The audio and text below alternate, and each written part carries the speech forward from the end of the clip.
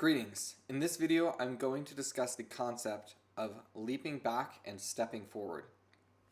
Now, I learned this while reading this book. It's called Intelligent Music Teaching by Robert Duke. It is an excellent book. I'm not being paid to say that.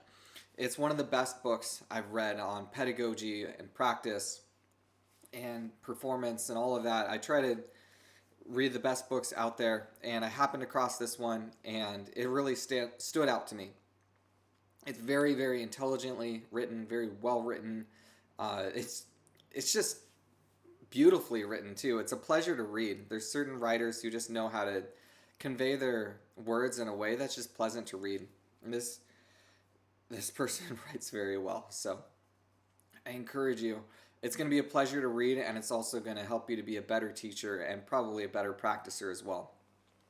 Now, in this book, Robert Duke discusses the concept of stepping backward is the typical way that teachers usually guide students through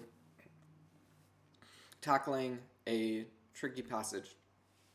So imagine, for example, you're sitting with a student. Your student makes a mistake. And you say, all right, let's take this passage. Let's slow it down a little bit. And they still make a mistake. Let's slow it down a little more. They still make a mistake. Let's slow it down a little more. They still make a mistake. Okay. Let's try taking out the lower voice and just play the high notes. Okay, they still make a mistake. Okay, let's do that, but I want you to tilt your hand this way when you do that. And they get the note right.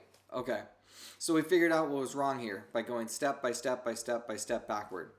Well, in the process of doing that, I might have made like 6 or 8 different mistakes. I had my student really practice the passage incorrectly 6 or 8 times. So now they have so many repetitions of doing it wrong and 1 of doing it right. And then they try to speed it up and put it all back together. And again, they're making mistakes because they haven't assimilated it step by step into the process of playing it with full speed and with the lower voice added back in. So that's a problematic pattern. If I have a tricky passage, whether I'm teaching someone or I'm practicing myself, and the person makes a mistake, steps back, makes a mistake, steps back, makes a mistake, steps back, makes a mistake. So, as a teacher and as a practicer, you want to leap back to where it's extremely simple and then add 1 little degree of complexity. So I might say, okay, I have something with 2 or 3 voices going on and I'm trying to do it at this speed. Well, what I'm going to do is I'm going to take the speed way down and I'm going to do just the 1 voice where they made the mistake. Okay, that almost guarantees that they're going to get it correctly. And if they don't, then we've identified what we really need to fix. But let's say they nail that. Okay, so I leap back and I do something perfectly. All right, let's take it a little faster. Okay, let's take it a little faster. Let's take it a little faster. And okay, maybe they can do it at full speed perfectly. All right, let's go back and let's add the other voices.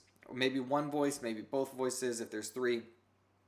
Okay, can we do this perfectly very slowly? All right, we're struggling with that, so we identify how to correct that. Or maybe they nail it, but once we get to a certain speed, they make mistakes. Okay, well, we just go to that speed right before where they had it perfectly, and we practice it at that speed. And then the next day, we practice it a little bit faster, and their body's going to get it. Next day, it can go a little faster. The next day, it's trash, and they can't do it well at all. Because that's how it goes, is usually you're like making some progress and then it takes a dip and then, okay, now I'm growing and I'm growing. Long term there's progress, but you just have cruddy days. But you get the idea. We want to practice at speeds where we get it perfectly, and sometimes that means really stripping it down and taking out elements of what's going on musically in order to get it correctly. So, when you're teaching and when you're practicing, it's very, very important. We don't step backwards. We want to leap back and step forward.